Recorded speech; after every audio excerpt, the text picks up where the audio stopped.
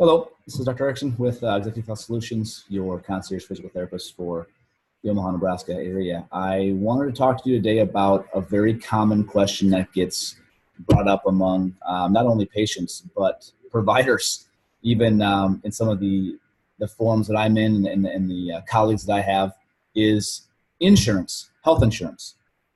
What is it? How do we even understand it? The plans vary widely vary. What do even the terms mean? So I wanted to go through some of that today and try to just educate as much as I can to make it not quite so scary, because it is. Even the billing professional that I have take care of my bills has to call and has to continue to educate and get these figured out, because it's tricky stuff. So I wanted just to first talk about insurance. Many people think that because they pay for insurance, or their employer pays for insurance, that they're covered and they don't have to pay for anything else.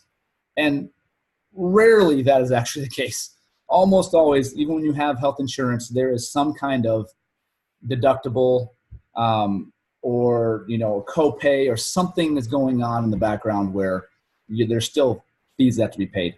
So let's go through some of the terms that have to do with that. So a copay is an amount that you pay, usually a flat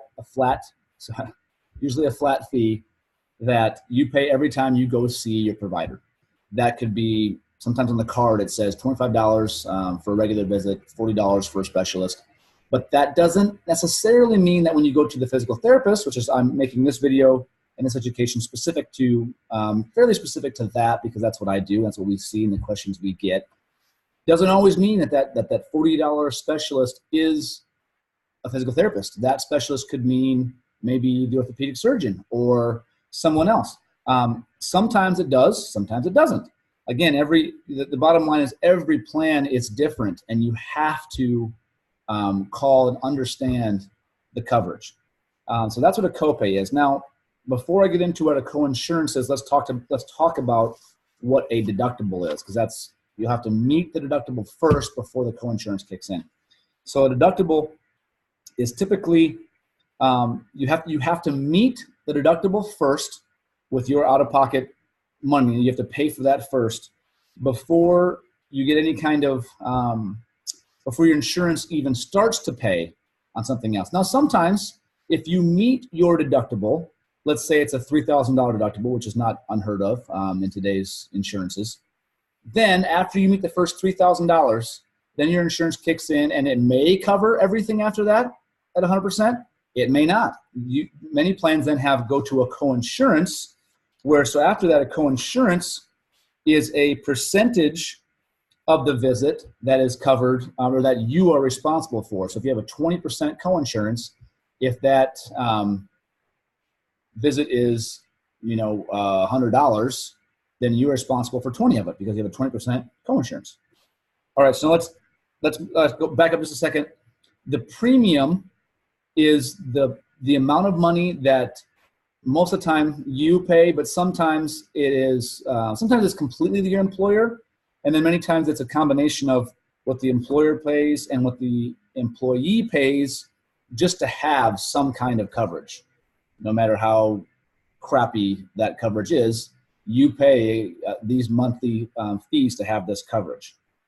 So some plans have co-pays, some plans have co-insurances, and then some plans have both.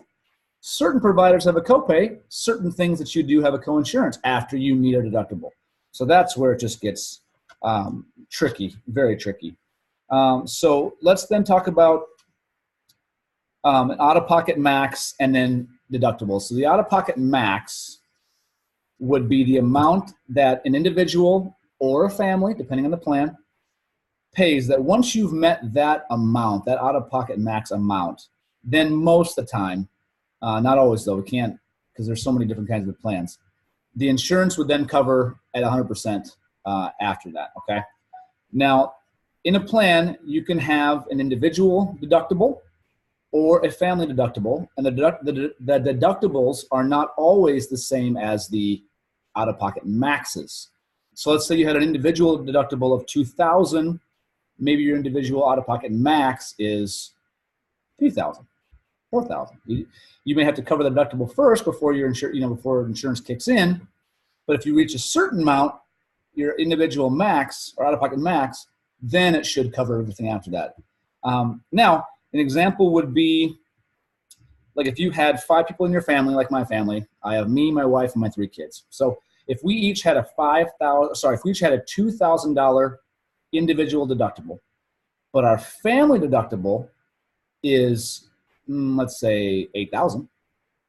If you do the math on now, and if we reach, that'd be if every person had to meet the $2,000, that would be $10,000.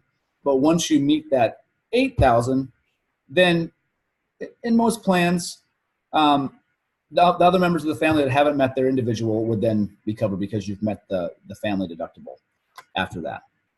And the same thing could be said for your out-of-pocket maxes. If you have some kind of a family plan where, say, the individual out-of-pocket max is $4,000 a person, the family out-of-pocket max is $12,000, but I have a $15,000 surgery as part of my plan, then more than likely when you meet that family out-of-pocket max, everyone else in my family may.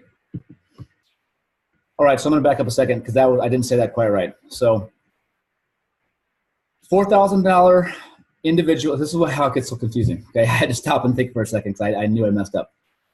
$4,000 individual out-of-pocket max, $12,000 family out-of-pocket max. I had a big surgery, say $14,000 surgery. That covers my individual out-of-pocket max, but it doesn't cover the whole family because no person can provide more than what their individual out-of-pocket max is. So mine's met at $4,000, and I'm probably good for the rest of the year. But I'd need 2 more people in my family at 4 and 4, which would be 8 plus my 4. That's 12. Okay, so if I get 3 people in the family that each meet their $4,000 out-of-pocket max, then I believe my family $12,000 out-of-pocket max is reached, and the other 2 members of my family will probably be covered after that without having to meet their individual because the family has been met by the individuals. Okay, so that's the confusing part. Just remember too that sometimes, but not always, it depends, co-insurances, co-pays, deductibles, those things don't always go towards out-of-pocket maxes. They usually do. That's the norm. I just want to be aware again that I guess the bottom line is it's confusing, and every plan is different. I just wanted to give you some education on what a copay was, what a co-insurance was, what a deductible was, what an out-of-pocket max is, what an individual deductible compared to a family deductible, and just there are so many things at play and so many things going on behind the scenes that to think that, okay, I have health insurance, so that means I'm covered, I'm good. No, there are so many things that go on, and every plan is different.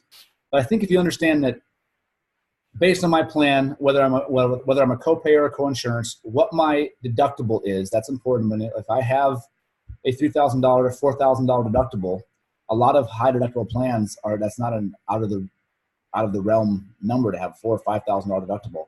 It may be better. I may be better off depending on the time of the year, what my situation is, what my problem is, either to pay a cash rate or do other things and not even use my insurance, or if I choose to, I just have to know that as I'm paying those things out of pocket, or as I'm going to the doctor, when I am paying purely out of pocket until I meet that deductible. And you have to be also aware of where you're going. Some places may charge you $200 to $300 per visit. I've heard some hospital-based locations of physical therapy clinics charge upwards of $500 to $600 per visit. So that fee schedule just depends on where you go. Just so you know that those fees, if you choose to use your insurance, you have to pay that until you meet your deductible. But if there's any more questions, I know it's confusing, and even like I said, even my billing professional that takes care of the billing and coding gets these questions all the time and has to look them up and call the insurance company, because sometimes it's just so confusing even for her that she has to call and say, what does this mean? What is the plan? What is the coverage here? And so if you have any questions, please drop a comment below. I will try to either personally answer them or have the person that does my billing answer them. She knows a whole lot more about it than I do. But I hope you found this video to be, at least a little bit, give a little bit of value and a little bit of knowledge to say, okay, wait a minute, just because I have insurance does not mean that I'm fully covered. There are a lot of things that I may have to pay for before my insurance kicks in. And even if it does kick in, even if it is kicking in, there still may be money that I have to pay. Okay, thank you.